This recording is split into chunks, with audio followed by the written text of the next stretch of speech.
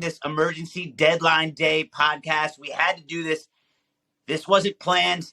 This is cobbled together, but it had to go out because this is exciting. This is good times. Because when you're splashing cash like this, it needs to be recognized. Unbelievable signing at the last hour. Enzo Fernandez, World Cup winner, coming to us from Benfica. Can't believe it. Really excited to see. Hopefully he'll be wearing the number 13 in Chelsea blue. It'd be very interesting to see him out there, the Ballack-esque performances he can put together. Bro, first word format for sure, but what are your thoughts on the man coming into town? Dude, Enzo in the house, man. Dude, I don't know where to start. I don't know where to start with the transfer window in general. This is not like the cherry on the cake. It's not the thing that sweetens it. This thing just like fucking smashes the cake. Smashes the cake. I wasn't sure if we were going to get this done. This was the guy who I kind of had my eye on. I mean, we've talked about him ad nauseum throughout the cast. It's like, listen, we need this help in the midfield. We need a young guy who could be a two-way player. He seems to fit the mold. He's young. Like we can do. And, you know, for these guys to go in there and get this job done the way that they got it done, dude, this is awesome. It's awesome. I mean, who knows how his career turns out? I'm always the pessimist. He's playing in a different league. He's going to acclimate. I'm fucking pumped. I am pumped. More than any other move that we've made, I am pumped about this one. Okay, so it's a record signing, you know, for the Premier League. It's obviously our record signing. Our previous record was 120 million American dollars for Romelu Lukaku. This is 131 million dollars. Look, people have been calling him the Todd Father. I'm calling him Don Bolioni.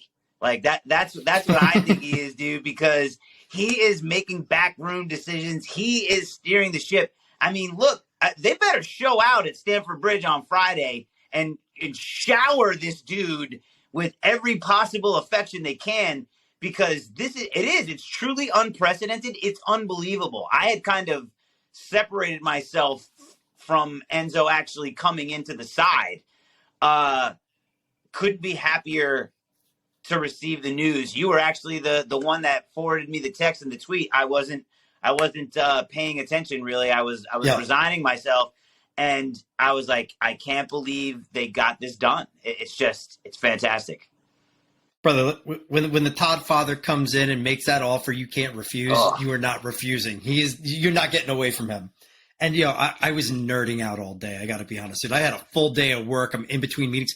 As I'm in meetings, I'm refreshing Fabrizio Romano and Ornstein and all these guys just waiting for it.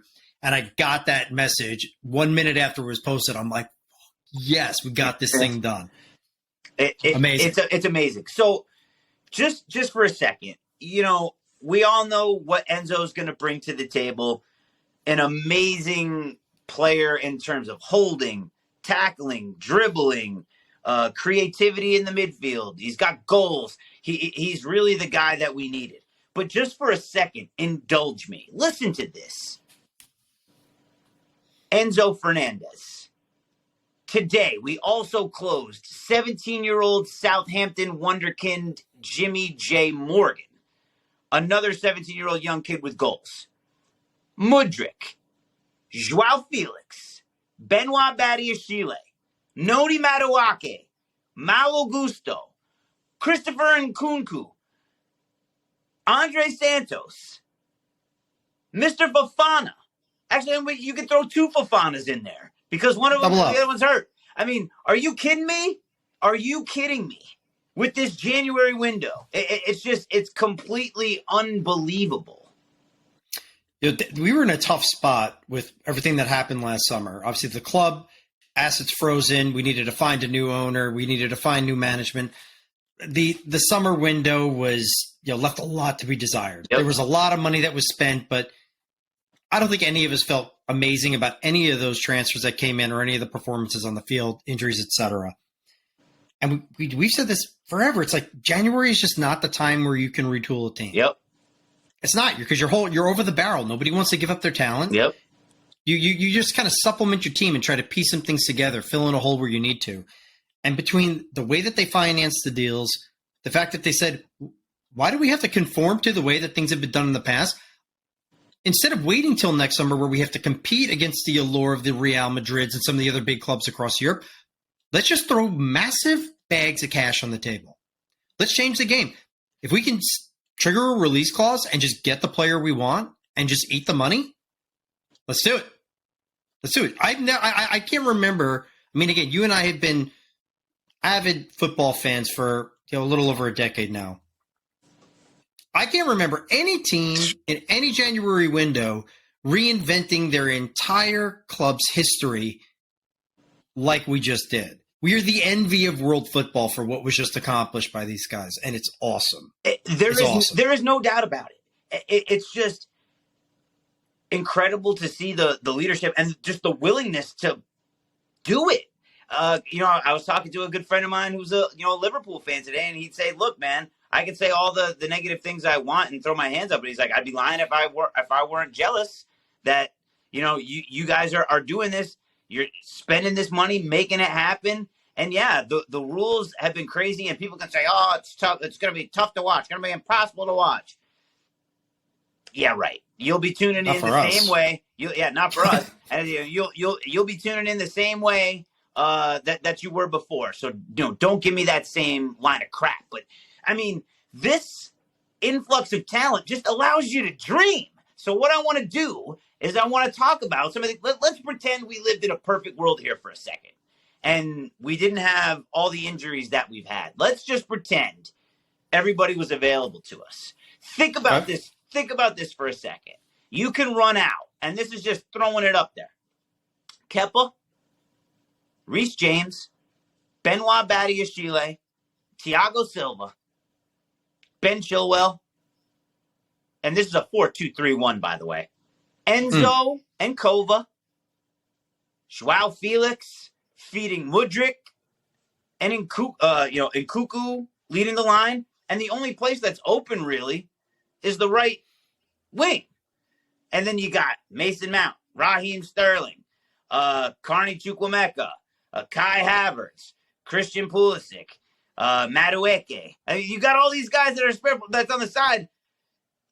Can I just throw a spear right through your lineup? Yeah. Where's N'Golo Kante in your team in a perfect world? Oh, and shit on me. There's your mid. Forget your 4-2-3-1 or whatever. If you want to put him next to Enzo, let them run amok.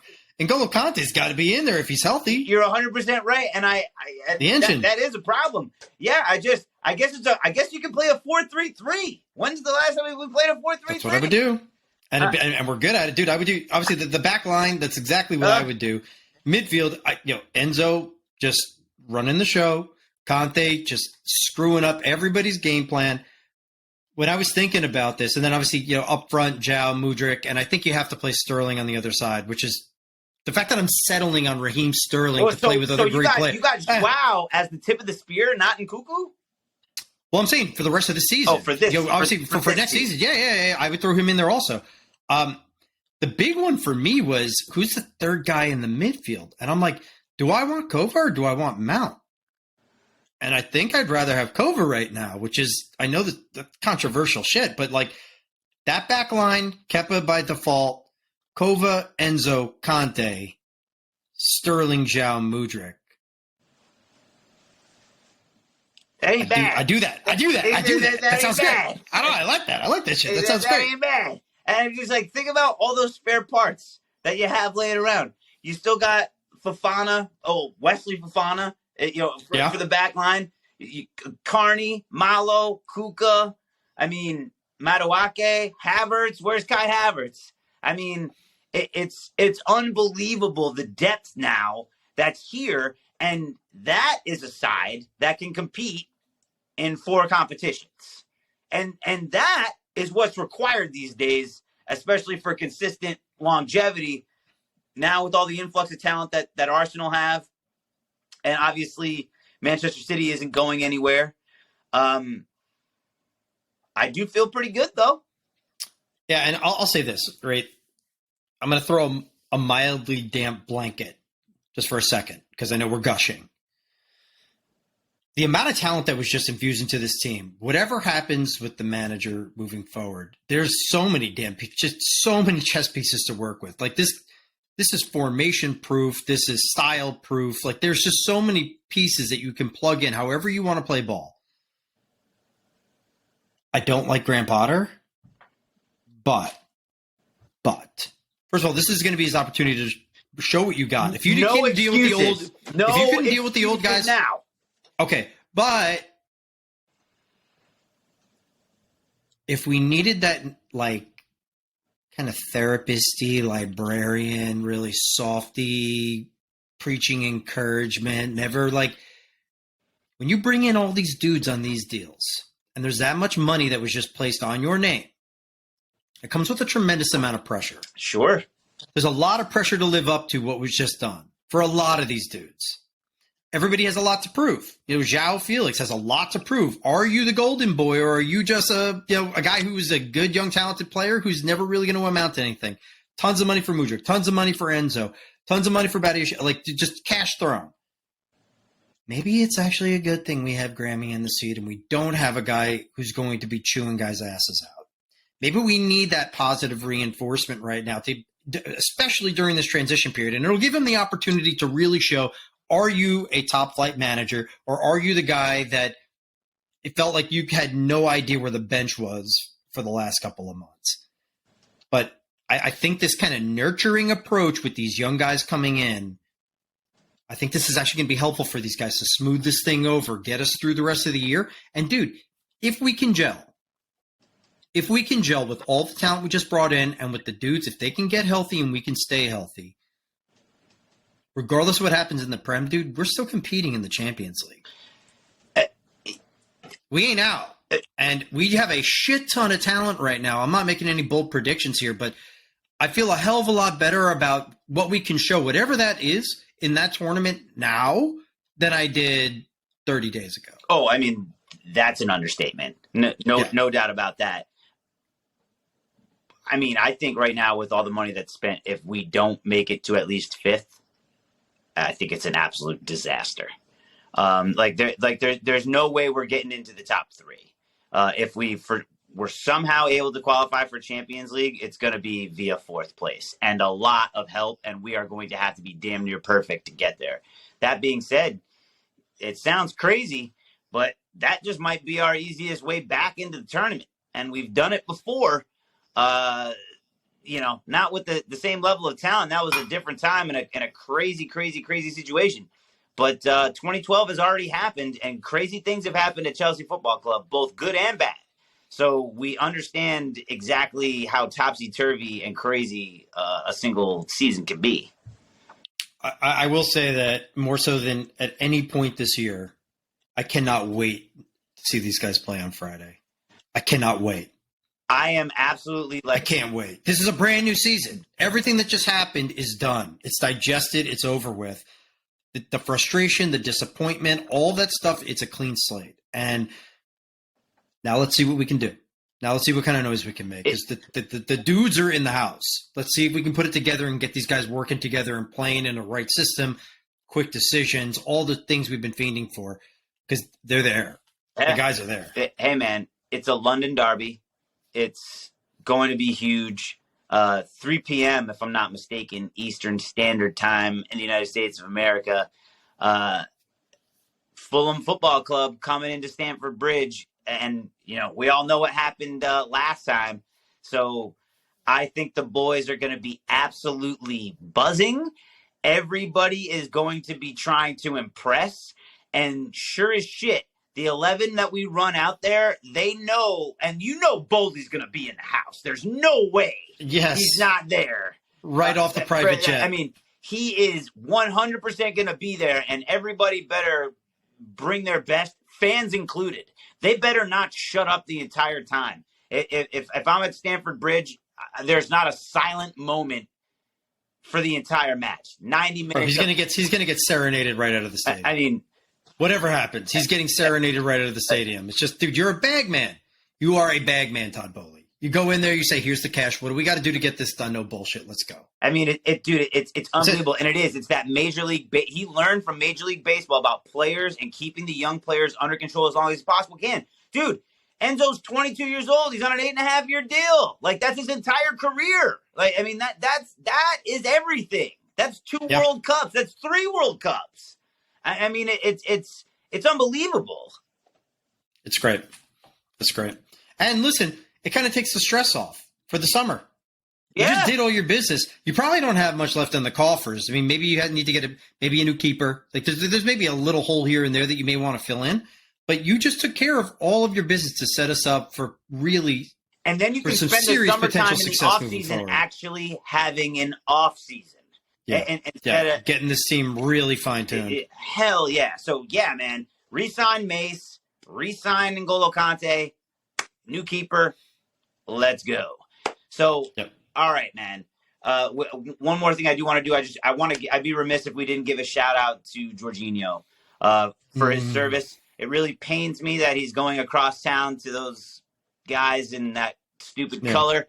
Whatever. It's a real shame, but we appreciate his service. What a great loyal player he has been for us. Fantastic. Shouts out to number 5. Yeah, my Italian brethren. I'm happy he's going someplace. Listen, it looks like Arsenal's going to win the Prem. This will be another cup for Jorginho. I'm happy for him. I hope he goes there for a year or two, does some good things, get some extra silverware, and then goes back to Italy. Dude, he's been a tremendous figurehead for this team. He hasn't been everything we would have wanted him to be, but for what he does it extremely well. It's not sexy. It always kind of leaves you wanting more. I'm going to miss those hop, step, and a jump little penalty kicks that always made you rip your fingernails out. I'm not going to miss those. All the best to him moving forward, and obviously we'll see what happens with Hakeem Ziyech. That looks to be some interesting drama there. Oh boy, wish him the best too. So, all right, man. So my one last little question. We'll wrap with this. Everybody has been calling him the Todd Father. I like Don Bolignoni because it's a little bit different. I mean, what do you like? Is Todd Father just the low hanging fruit and it's easy? Yeah, I like Don Bolignoni. I like that. It's nice. It's got a good ring to it. Todd Father, dude. Todd Father's just common. It's just right there. Rolls off the tongue. It's a little bit hard to say Don Bolignoni. It's a little hard. It's like Don Bologna. It's a little bit tough for me to roll. Bolignoni. It's a little tougher to roll off the tongue for me. But I like it. It's creative. Well, hat tip to me. Good job by me. Yeah. So, all right, man. Hey, I'm glad we were able to put this together. America is indeed blue. We can't thank everybody enough for all the listens, all the subscribers out there. Thank you all so much for your support. We appreciate it. We'll be back to chat about Fulham Football Club versus Chelsea Football Club this Friday. But until then, enjoy scrolling through the roster. Enjoy watching all the highlight tapes of all the guys that we've been bringing in because it's awesome. Go down to YouTube rabbit hole tonight. Watch you some highlights and some goals. Get yourself ready for Friday. Have a great weekend. Enjoy the match, everybody. We'll be back with the post this weekend. Until then, America is blue.